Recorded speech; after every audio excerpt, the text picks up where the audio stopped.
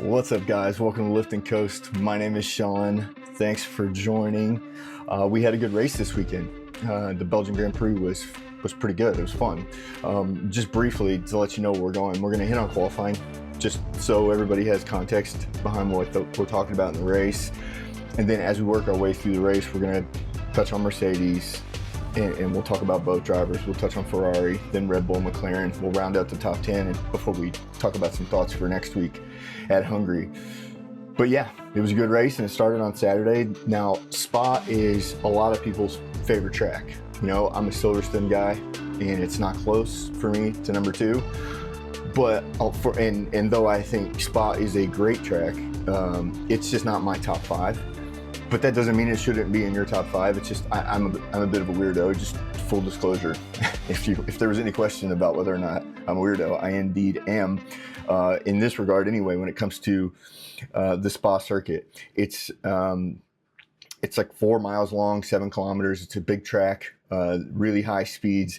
There's a couple of very distinct overtaking areas, but qualifying was kind of a concern coming in, right? And the only reason why, I'm not going to get into regulation stuff because we're all sick of it, but what is clear is that these cars are power hungry. They're power starved. It's just because only 50% of the power comes from the combustion engine. The other 50% must come from electrical power. And so the batteries, to keep them small and light, they're constantly deploying and recharging. And so that means on long straights, especially like the Kimmel Straight, you come out of the first turn, La Source at Spa, and you go through Eau Rouge and Raidillon up to the top of the hill, and then it's just a long, wide open section.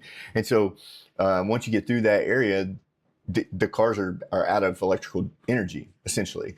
And so they have to harvest energy throughout the lap in other places, which means the cars aren't being driven to the limit in some other parts of the track. And of course, this bums the drivers out. And it bums fans out as far as quality goes. When it comes to the race, I would contend that we would never know a difference, right? Because it's very imperceptible when you're watching a race to know whether a guy is pushing in a moment or not. And still they push with respect to each other, right? But yeah, so qualifying was a little concerning going in for some of the capital J journos. But alas, nothing to worry about. It was a really good qualifying session. Kimi Antonelli was on pole by more than 3/10. He looked fantastic. And Kimi is just in his zone right now. You know, this is it's been a couple races since he's won. Would he win 5 or 6 straight? And then he had a couple races where he DNF'd or had problems of some sort. And so he was back, in pole position for this race on Sunday, which was exciting. So he dominated quali. I mean, it was Kimi and then everybody else. So in P2 was Max Verstappen. Surprise, surprise. Now we do know the Red Bull Ford powertrain has the best internal combustion engine. So Red Bull is having some challenges with the electrical side of things. Their car is also heavy, and they have had some airflow attachment issues with the rear wing. Max has gone off the racetrack twice in each of the last 2 weeks due to aero instabilities in each of the last 2 races. So Red Bull kind of went back to an old spec wing. They went a little more conservative, but still that power unit has extra shove because the combustion engine is of high quality. And so the big reason why Max got P2 though was because his teammate had to take a penalty. So Hadjar was going to start P10 no matter what. So Hadjar really was out there during qualifying working with his teammate and giving Max a tow. And that's worth a lot around this circuit. When you get a perfect tow, and Hadjar did a great job. He was right in front of Max for that last long straight before the bus stop chicane, before the start finish line. So that was, you work your way up the mountain, then you go through the twisty bits coming down the mountain, and then it's like a sprint back to the start line. And so sectors 1 and 3, straight line speed is necessary, slippery car is necessary, and a lot of extra power is necessary. And then sector 2 is the twisty bits. So Max is so good at basically everything. They just leaned his car out. They gave him plenty of straight line pace. and they gave him a teammate who was willing to help because, again, Isaac Hadjar couldn't do anything more than P10 anyway. So once he got into the top 10 of qualifying, he could have parked his car, but instead he stayed out there to give his team a competitive advantage. I like that. It's really the largest reason why I think we should do away with the junior team situation with like Red Bull, and then they have RB or Visa Cash App or VCarb or Toro Rosso or AlphaTauri, whatever we're calling the B team, the sister team of Red Bull. That's the hang up with it, because teams should work together when they can, right? And they should work as a unit when they can to beat other teams. And in this case, Isaac sacrificed, because he had to. He had no reason not to. But he's working and helping build credibility with his teammate. And now, Max owes him one. So if Max is in a position later on in the year where he can't do any better than 10th, maybe he goes out and pokes a hole in the air for Isaac so that Isaac can finish further up the order. So I like the team game is fun. I think that's I think it's almost like a missing element in Formula One. And I think part of the reason why it is missing is because Red Bull has two teams, right? They have their big team and then they have the junior team. I don't think they'll ever want that to happen again. In fact, I think over time they would want that to go away. And by they, I mean the rest of Formula One, because it really does provide an unfair advantage. And I think you'll see, if they don't change the rules with that, I think you'll see Mercedes look to add a team, like a genuine junior team. I could see that happening. There was talk about them potentially buying Alpine at one point. So just an example of, like, we got to see teamwork this weekend. I think that's really cool. I think that adds an element of just a dynamic element to each race weekend. And the only time it's really unfair would be like in the case of Red Bull, because they have 4 cars and not just 2. So if we don't want just 3 or 4 teams to own the whole grid, if we really want to have, 11 or 12 individually, financed, individually managed teams, I think the teamwork thing would be something that we would highlight more often on the broadcast. But rant over. But Max qualified 2nd. That was great. Now, what was really surprising is Lando qualified 3rd, and he was a couple tenths back from Max. So you had Kimi that had like a 3/10 advantage, then just a couple tenths back was Max, and then a couple more tenths, not quite, back to Lando in P3. That's good news for McLaren. So why was he able to perform so well? Well, he drove really well this weekend. That's first, just like Max, he performed really well there. But 2, they have finally gotten the current spec Mercedes power unit, and that's combustion engine and electrical deployment, software updates, everything. So Lando was racing with the same power unit as Kimi and George, and that's the first time that's happened this season, to my knowledge, since maybe the very beginning. But Lando, as a result, had to take a penalty. So he's had a couple of DNFs, or 1 DNF and 1 DNS. So they've been popping engines left and right with Mercedes. The Mercedes have been fragile, but they've been fast. And so Lando's had his ills, so has Oscar Piastri. But this weekend, Lando had a brand new Mercedes power unit, and it showed because he was performing quite well, and the power unit performed quite well. So much so, he qualified P3. Again, he had to start P13 because he had a 10-place grid penalty because he took the additional engine. You're only allowed 3 for the whole season. He was already on number 4, which is crazy. It means he might have to take another penalty at some point, or probably will take another penalty, at least one more. But this is a good track to take a penalty because you can overtake here and you can make up positions. So that was exciting. Now, this is where it starts to get really interesting. Russell was right behind Lando in P4, but Russell was like a half a second back from his teammate. That's 5 tenths. That's an eternity in Formula One in the exact same car. And we'll talk about maybe some reasons why that is. I was watching Lower Lap Time, Martin. He's from Australia, I believe. He's a driver's coach. You guys will hear me reference him all the time. He's awesome. He's my hero. The dude has forgotten more about driving than any of us normies will ever know.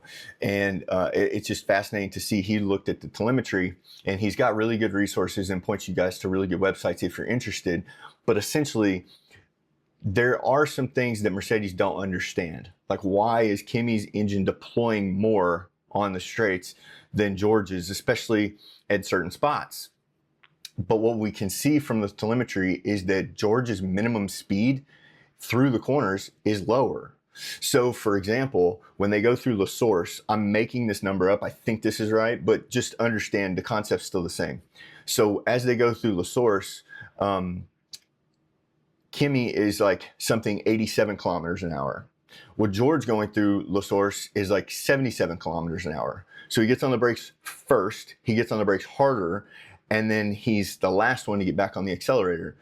Kimi gets on the brakes later, not quite as hard, doesn't drop his minimum speed. So when they come out of turn one, La Source, when they come out of turn one, Kimi's battery only has to work to get him from 97 to top speed at that straight, which just, let's call it, 205, right?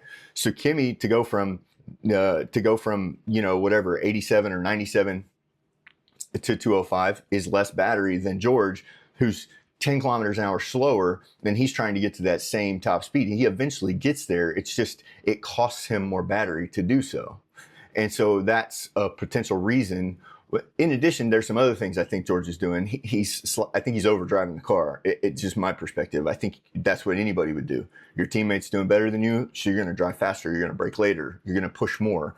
And I think all of that's working against him, whereas Kimi, I think, is nice and relaxed, and he's rolling the car into these corners with a lot more speed. Because we saw the same thing with Lando and Oscar, right? Lando qualified P3. Oscar was P7. Same car.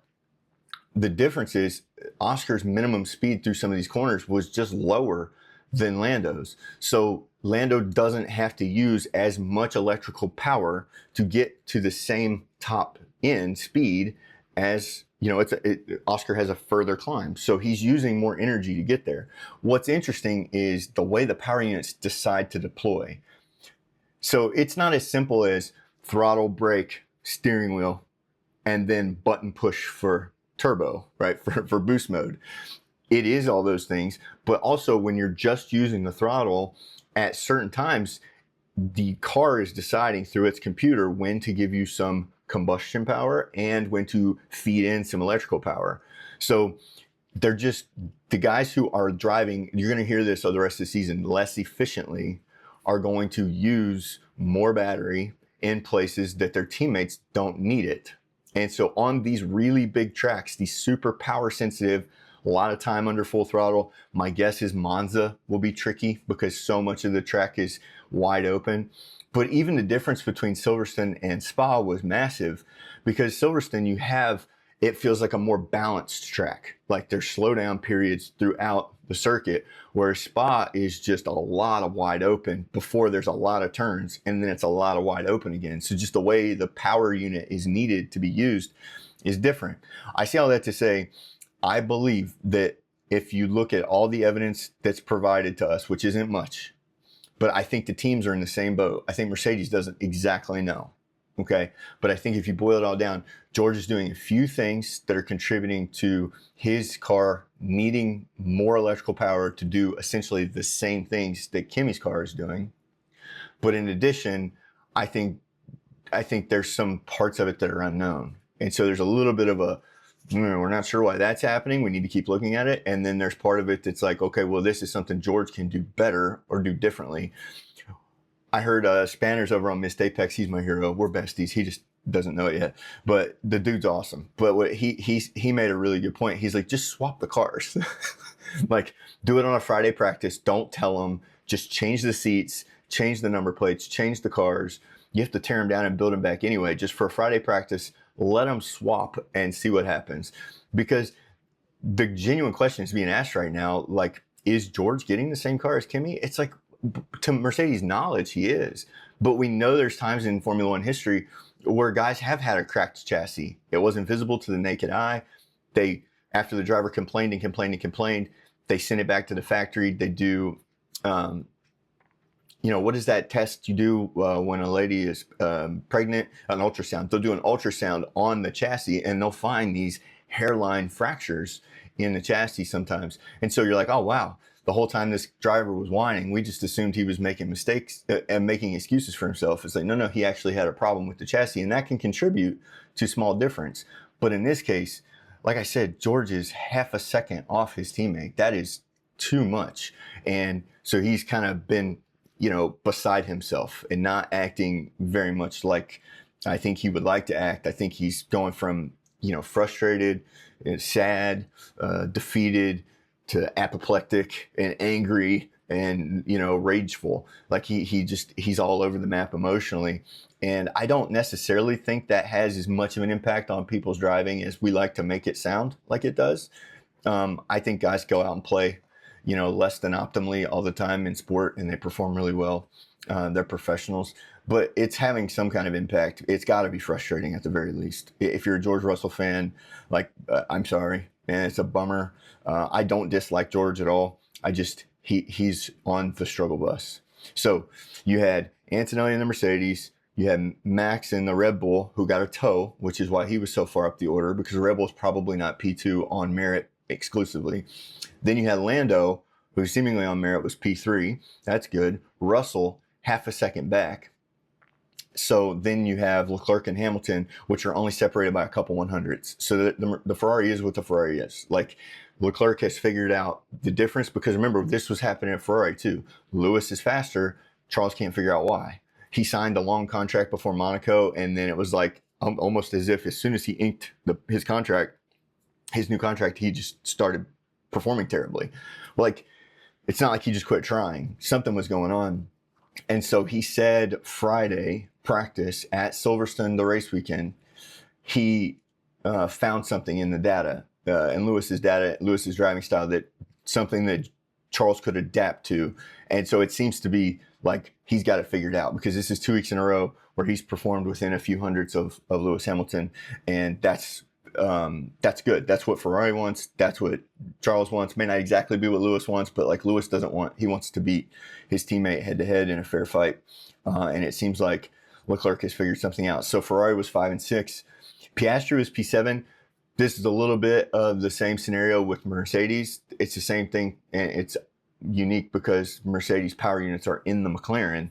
So, but the McLaren car, Lando was able to just get more out of it all weekend. I mean, every practice session, every quali run, it was very clear that everything outside the race, Lando was faster. So it's really this one lap pace that we're talking about. When it comes to race time, Oscar's very fast, but he just didn't get much out of qualifying this weekend, and this is a track Oscar typically likes. He does very well here. Again, due to penalty, Hadjar was 10th. So in between, you had Piastri 7th, you had Lindblad 8th, which, dude, this kid is a killer. Arvid Lindblad is awesome. He's racing really, really, really well. And the only reason we're not noticing it more is because his teammate, Liam Lawson, is racing really, really well. It's almost like Liam said, oh, you guys like Lindblad. He's a young stone cold killer, metaphorically, right? You guys are all fans. Okay, cool. I'll just be in front of him if you need me. Like, Lawson has stepped up his game to match his teammate, but Arvid is a beast. Like, those two young guys are racing really well. And I know Arvid's a lot younger than Liam. Liam's been in and around racing longer, but they're both performing really, really well. And so it's encouraging for Red Bull. You have Hadjar performing well. You have Lindblad performing well. You have Liam Lawson performing well. They've got a kid in F2 right now who is in the title contention for Formula 2. So, like, this is a really good situation, and Red Bull needs that because there's all these rumors that Max might leave. So if he does, the cupboard isn't bare. They have lots of guys who are getting more out of the car than I think what we've seen historically, especially the second car at Red Bull, right? It's been Daniel Ricciardo 2018 since we've really felt good about the Red Bull pair being toward the front. So Lindblad did great in 8th, and then Bortoletto in the Audi was 9th. And that's got to be super encouraging for Audi, because I don't think they thought they would have the oomph, the shove to be at the front. And clearly, like, Mattia Binotto and co have got that car running really well. I know it's Sauber for the team, but remember, this is a brand new power unit in a very power unit complex regulation set, and Audi is a brand new entrant to the series. And so, and the people who work at Sauber, many of them are the same, but there's a lot of new people coming in, and so it's got to be encouraging. At the minimum, you have to be encouraged if you're an Audi fan or just as a Formula One fan. So that kind of sets our top 10 for quali. You had Lawson, Gasly, Colapinto, those guys were in the top 15. Hulkenberg, the other Audi, and then Carlos Sainz, he rounded out the top 15 in the Williams. So about like what you expect. The guys at the back, of course, Stroll, Alonso, way off the pace in the Aston. We're not going to spend any time on them. We can't. Perez and Bottas. Bottas out-qualified Perez this weekend. Not sure what the story was there, but Bottas looked good. That's good for Cadillac because Sergio has looked the better of the two so far this season. So that sets the stage for the race. So the race on Sunday is it's always like this at Spa. We're not sure if it's going to rain. We're not sure if it's going to be windy. We're not sure if it's going to be dry. I mean, this is a race like up a mountain and then down a mountain. There are limitations with the topography in terms of how the track is laid out. And so it's a complicated racetrack. There's a lot of places to make a mistake. And that big gap between number 1 and number 5 between Kimi and George is going to look worse because the track is longer. If it was a shorter track, it wouldn't look so bad, but the percentage is about the same. But regardless, it just really stood out this weekend because we're in Spa. So there's no sense of beating around the bush. Mercedes looked great. Antonelli wins. He was passed on lap 1 right after turn 1 going into turn 2. The Eau Rouge Raidillon section, Max passes him. It was incredible. They were like too wide through that turn. It was really, really fun to watch, really like pleasing to the eye. You're just like, wow. It was, you lean back from the TV or lean back from the screen. It was awesome. But before they get to the end of the straight, before they get to the end of the Kimmel Straight, Kimi had already passed Max back. So he was in control of the race. Now, due to Mercedes' pit strategy and the way they did their stops, we were in the same exact situation this week at Spa that we were the previous week at Silverstone, meaning Charles Leclerc was in front and Kimi was closing in P2. At Silverstone, that's when his car broke. And so that's how, he fell out of the race. This week, his car didn't break. And so he was able to track down Charles patiently and pass him. And I can't tell you how impressive that is from Kimi because it's so hard to give up track position. You earn a spot and overtaking isn't necessarily easy. And in this particular reg set, if you get the overtake, there's a high likelihood that the other car can get you back. And then we see that yo-yo effect, right? Kimi didn't worry about any of that. He calmly chased down Leclerc. He got on the radio and asked his engineer, Bono. He said, hey, how many track limit violations do I have so far? He said, you've got 2, Kimi. You get 1 more before you get a warning. Let's not do any more. He said, understood. And that's why he was asking. So you see the maturity in Kimi and just the calmness with which he's approaching the race. He's in control. And this is a guy that hadn't finished the race in a couple weeks because he had car issues. So he's very calm, focused on what he's supposed to do. And he goes out there and just owns the day. He got Leclerc in the last tire stint. And it was a very similar race to the previous week. Now, George DNF'd, did not finish. So we go into at the top of the hill, at the top of the Kimmel Straight. I believe it's I forget the name of the I wrote it down. I forget the name of the corner right now. It's the flip-flop chicane at the end of the Kimmel Straight. George and Lewis were side by side. And as they went side by side through that area, they collided and knocked George off the track. He spun and couldn't resume racing. I don't know whether he got stuck in the gravel or his car broke, but they collided. Now, Lewis ended up getting a 5-second penalty for this, and I believe that he did because George, the guy he ran in, the two ran into each other. Lewis was relatively unscathed, and George is out of the race. So they're not supposed to assess penalties based on potential outcomes, but it felt very much like the stewards wanted to give some kind of penalty to Lewis, even though I'm not so sure Lewis did anything wrong. It was a first lap racing incident. We see cars collide all the time on the first lap. What I will say is, as they go into the flip-flop chicane, it goes to the right, then goes back to the left. So Lewis is on the inside. George gets ahead of him, and then they collide as they start to turn to the next corner. Now, did Lewis have room to his right where he could have scooted over and gave George a little more space? Yes. Did George have room to the left where he could have scooted over and given Lewis a little more room? Yes. Are either of them inclined to do that, compelled to do that? No, they can race closely. Well, when they were doing that, Lewis was getting understeer going into the first right-hand corner, so the car's pushing, and then as he straightens back out, he gets a snap of oversteer. So hopefully I'll be able to put a screenshot in here, and you'll be able to see that when they collide, Lewis is pointing his steering wheel right at George. It's not like he was doing it on purpose. He had a snap of oversteer. He had to catch it real quick, and when he did, he collided into George, and that knocked George out of the race. So George DNFs. It's a bummer. You can blame Lewis if you want. He got a penalty for it. So, it's the smallest penalty they can assess, 5 seconds, right? And so I don't think Lewis was like an assailant here that caused all this. I just think George shouldn't put himself in this position, right? Bill Parcells has a saying in coaching. He said, I believe it's Parcells, but he says, stupid loses way more often than smart wins. Right, so you don't have to go out there and be the smartest. You don't have to be the team that overthinks everything, or don't outthink yourself. Don't outsmart yourself. Just go do your job, but don't do stupid stuff, because stupid loses more than smart wins. And I'm not saying George is stupid by any means, but the decision that he made to race with Lewis in that particular turn was unwise. Why? Well, because George is within 25 points going into this weekend of Kimi Antonelli. It looks like Kimi is going to win the race. That became clear. George is racing Lewis. They're side by side going into Les Combes, the little flip-flop chicane, and they collide. I just think that, again, the whole Parcells coaching thing, stupid loses more than smart wins, I think that really applies here. I think George just needs to get into a spot in his mind where he just has to consolidate bad days.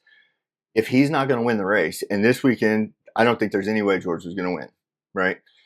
And I know he's frustrated, but you have to come away with a P2, and he had the car to do it. I think he was absolutely going to be able to finish P2. Even if Lewis gets in front of him when he did, if George backs out, lets Lewis go, he can catch him back later. That's not the way they're wired, though. They're race car drivers. They want to push as hard as they can. They want to race as hard as they can. They're fighting for every inch of asphalt that they can gain. But it definitely cost George this weekend. And regardless of the circumstances, no matter what's happening, no matter the reason behind it, George has got to consolidate finishes. Last year, Lando Norris was in second place most of the year behind Piastri, especially early in the season. Lando made one big mistake at Canada, which cost him a DNF. He didn't finish that race. And then he's right behind his teammate the whole rest of the season until they get to Zandvoort. Lando's car blows up. So when Lando's car blew up, after that, it was kind of out of his hands. He just had to do the best he could, win as many races as he could, but he was so far behind, there wasn't much he could do to catch up, except just keep his head down and keep performing. Well, that's the situation George's at. Now, it's before summer break. When that happened last year, that was Zandvoort. That was back half of the season. This is early in the year still. We lost 2 races in April because of conflict in the Middle East. And so George has limited opportunities the rest of the season. It doesn't matter what the reasons are. He has to find a way to finish P2 on his worst days, and he has the car to do it. As he continues to work behind the scenes to understand why he can't get the same deployment as Kimi, why he can't get the same straight line pace as Kimi, why his minimum speed is lower than Kimi's is. He has time to work on all that stuff, but you don't try to fix that during the race, right? You do that in the behind the scenes time, right? When you're in race day, you just have to be smart. Some points is better than no points, right? A P2 is way better than a DNF. A P5 is way better than a DNF. Giving away 25 points. So he went from being 25 points behind his teammate in second place in the championship to now, or, it would have been second place after this weekend if he finished second. But now he's 50 points behind, right? So he's way back there. He has got to get out of his own head and just drive the car, because George is very fast. He may still lose the title. He may. And right now, it doesn't look like anybody's going to beat Kimi. Kimi just looks like he's on another planet. But regardless of that, George needs to perform as well as he can. And this won't last. Like, these regs won't last. We may have a totally different kind of car that favors George in the next few seasons. But none of that is worth focusing on. What's worth focusing on is just finishing as high up the order as he can. Okay, so you had Kimi win, you had George DNF. Ferrari. Ferrari, Leclerc finished P2. He, as the best possible result he could get, he did very well throughout the race. It was largely an efficient race for him, very clean, with one exception. He did collide with a McLaren, but we'll come back to that in a little bit. So he did very well. Leclerc did very well. Lewis Hamilton was P4. Now, that was a little frustrating for Lewis, I'm sure, because Lewis had the performance to be right there behind his teammate. He did acquire a 5-second penalty, and as a result of the 5-second penalty, he also had a pit stop that didn't go exactly the way it was supposed to. He asked for a front wing adjustment, so he had to serve the 5-second penalty, pulls in the pits, can't touch the car, nobody can do anything for 5 seconds. Then they say go. Everybody changes tires, and he wanted a front wing adjustment, but the light turned green for him to go. So he started to drive away. The mechanic was in the way. Lewis quickly got on the brakes after touching the mechanic and knocking him over. And the first thing Lewis said on the radio is he okay? Right? So it wasn't like he's just some heartless, driver running over a mechanic. It's not how it went. But it was a dangerous situation. Ferrari got fined for an unsafe release. But it wasn't Lewis's fault. He did what he was supposed to do. But because of that messed up pit stop, and because of the collision maybe that he had with George, he might have lost a little bit of pace at some point during the race. Anyway, P4 is not a huge sacrifice for Lewis. He could have been P3, I think, though, today on merit. Max was P3. Red Bull looked really, really great. Hadjar finished P6, which is awesome coming from P10. I thought he did a great job. Max looked really clean. He looked really efficient. Red Bull's pit strategy was spot on. Hannah Schmitz and team there at Red Bull, they always do the best job, or almost always do the best job.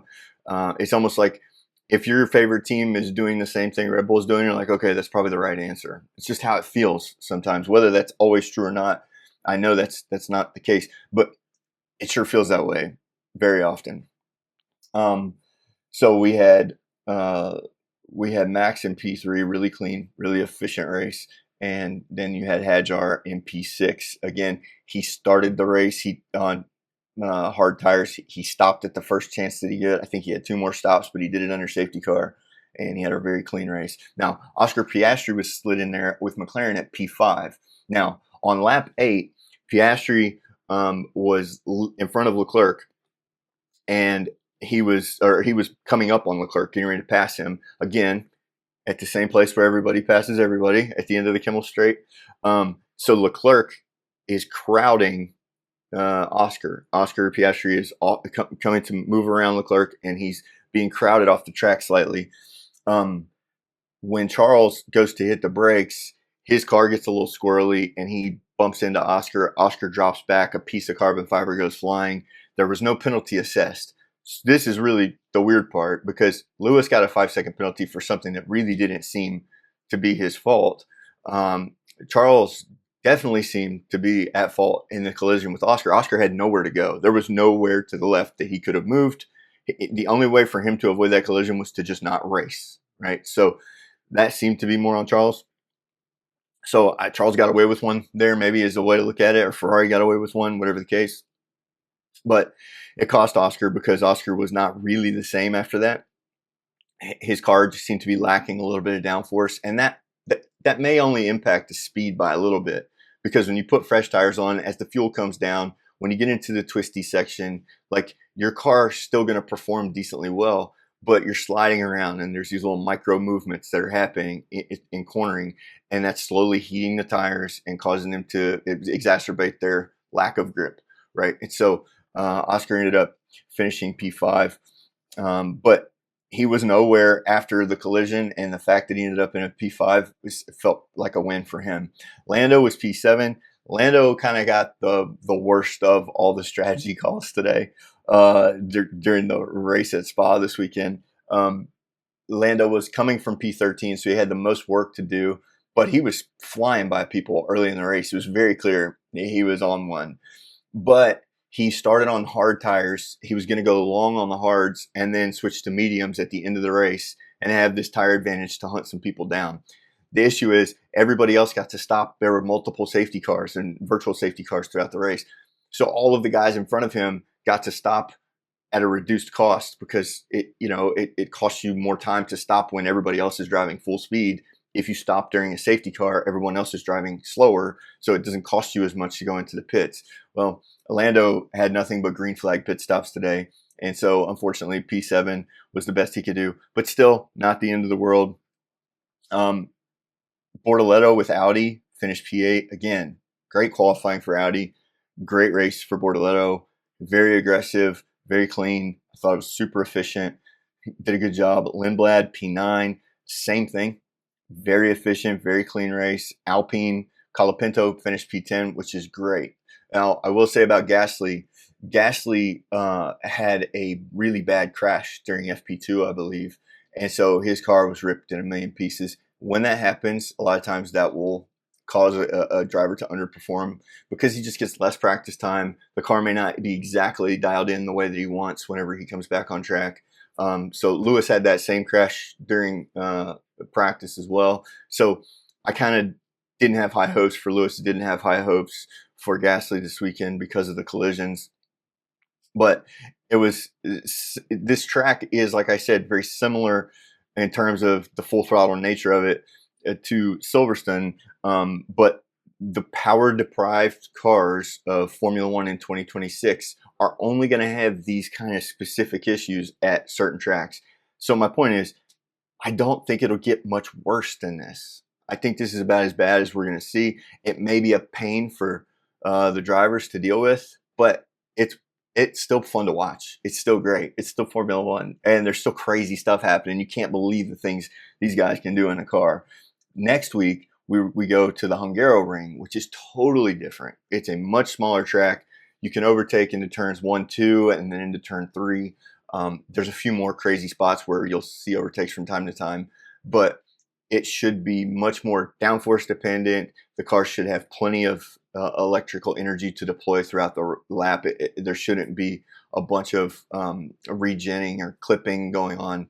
And so we should see a more conventional in terms of just everybody's at full throttle. I still think the best car is going to win. I still think the best driver is going to win, but I think we could see the field tighten up quite a bit. And just for the way I like to watch racing, that's my preference. I like mostly, not always, like Silverstone, I told you, is my favorite track. But outside of Silverstone, outside of Coda, I tend to like smaller tracks because things get very mixed up, and it just seems like it's easier to be surprised by an outcome. With these big tracks, it's just very clear to see who's doing what and where they're going to finish. And I kind of like to go into these weekends not knowing. It's just more fun that way for me. And on the small tracks, you see some craziness. Also, weather's always a factor, so I haven't looked at the weather yet for Sunday. But then we're off for summer break. So I'm excited. I'm excited to be, I had a little video issue right in the middle of this recording, but we'll see if I can edit that. I'm terrible at editing, but I'm excited to be doing this every week now. So that's the goal, is to keep doing it every week. And then once we're consistent, we'll work on being good. Right now, I'm just happy to be doing it consistently. So if you're still here and you're hanging out, thank you for doing so. Again, your running order is Kimi Antonelli, P1, Leclerc, P2, Max, 3, Hamilton, 4, Oscar, 5, Isaac Hadjar, 6, Lando Norris, 7, Gabby Bortoleto, 8, Arvid Lindblad, 9, and Franco Colapinto, 10, Gasly right on his heels. So that was a great weekend of racing. The season standings are Antonelli in P1 with 204 points. Then you have Lewis Hamilton with 159 points. You have George Russell with 154 points. Oh, that stings. Sorry, I'm not trying to keep bringing it up. He could have had like 172 or something like that if he finished second, or maybe my maths are off there. But boy, he would be in second place, but he's in third because he DNF'd this weekend. Charles Leclerc is in P4. Norris 5, Oscar 6, Max and Isaac 7 and 8 respectively. Then Gasly and Lawson 9 and 10. And you have Lindblad and Colapinto hot on their heels. So yeah, it's so far so good this season. I feel like we're through the worst of it. We may get some random tracks moving forward where like it's less than ideal circumstances. They are looking at adjusting the power units, how they work, how they deploy for next season and the season after. I understand the perspective of the teams, though. They invested a lot of resources into making sure that these particular power units could be utilized throughout the season. They've invested a lot into this regulation set, so they're not going to just give it away after 1 year. Also, they're doing a big, long study trying to assess the best way to adjust the engines moving forward. Everybody says, well, let's just run on synthetic fuel, which is clean for the environment, and we'll just put V8s back in the cars. That would be cool, but to put enough fuel on board to get through an entire race, I think we were at like 100 kilos or 95 kilos under the previous regs. So with the 80-20 electrical split, it costs you, 90 kilos, 95 kilos of fuel to get through a race. So if you're going to use all combustion power, that's going to go up. So the cars will be heavier. That's not what we want.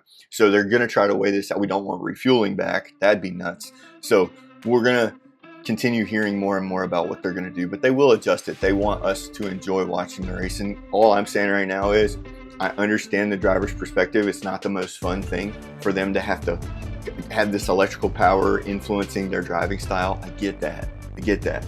But Christina Lee Mace said it best pre-race on the Missed Apex podcast. She said, honey, I'm sorry that you don't like your job, but you have like one of the most fun jobs in the world. We're going to ask you to deal with it until we get it sorted out. I love the fact that she went honey there. That is a double standard that I am on board with. It was hilarious comment from her, but she's spot on. CLM spot on. It's like, listen, this isn't exactly what you guys want. And I especially somebody's frustrated like George, you're going through he's used to having steering wheel, throttle, brake. That's it. There's a couple of things he can do to the car to make it perform differently as far as brake bias and opening the diff and engine braking. There's a million other tools inside the car. That's why the steering wheel looks like it looks. But it still comes down to steering wheel, throttle, and brake. But now when you press the throttle, there's this whole different monster involved with it, and they're sorting that out. And so as they work on it, we're getting to see really exciting, intense racing. It was a safe weekend in Spa, which anytime that happens, we need to give thanks because it's not always that way.